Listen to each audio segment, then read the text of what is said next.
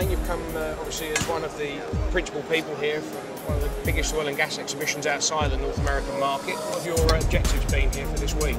Well, obviously this is such a big event that it's a great opportunity for us to come and see all the people who are going to be coming to Aberdeen in September. Many of our biggest exhibitors are here, and we also get the opportunity to meet with speakers, with some of the international delegations that will be coming over in September. So we've had a really busy week. Great skill set there that's been transferred across the world. Is that the reason you think that they're coming across, to learn from the market? Yeah, I think they come for very many reasons. They come to learn at the technical conference that we have, which is completely free and anyone can attend it. And we have over 100 technical papers presented over the week. We have some very high-profile panel sessions where leaders and thought influencers in the industry speak and are able to be seen. And I think they come to source the skills and technologies which have been developed in the North Sea as a mature area.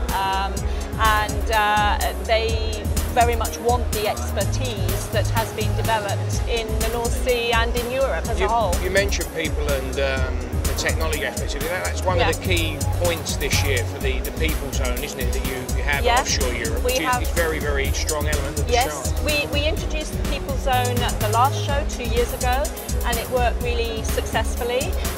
It's an area that focuses on soft skills, things like travel, recruitment, insurance, training, all aspects of the people side of the industry.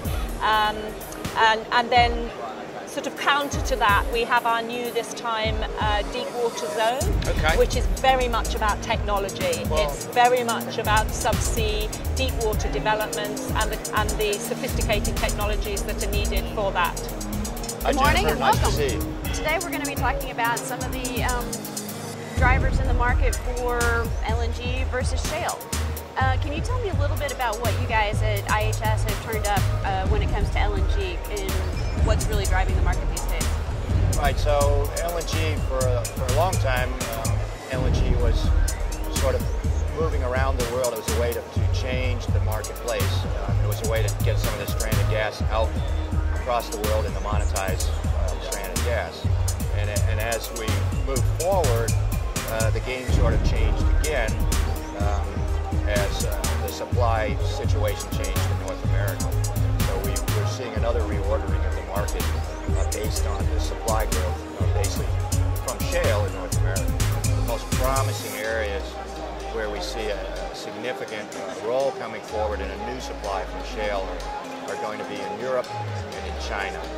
In the last few years, we've seen a lot of mega projects happening.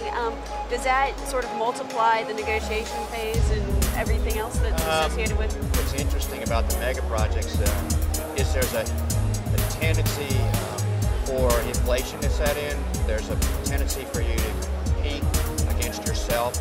This is why the Qataris shut down and slowed the pace of development, because when they had needed 10,000 people to build one train for LNG, they would need similar kind of people and scope for the next train and the next train. So they had 3 trains set to go, or 3 projects set to go at once, plus the GTL. There was not enough welders, there weren't enough laborers, there weren't enough housing, there weren't enough restaurants. The whole infrastructure changed.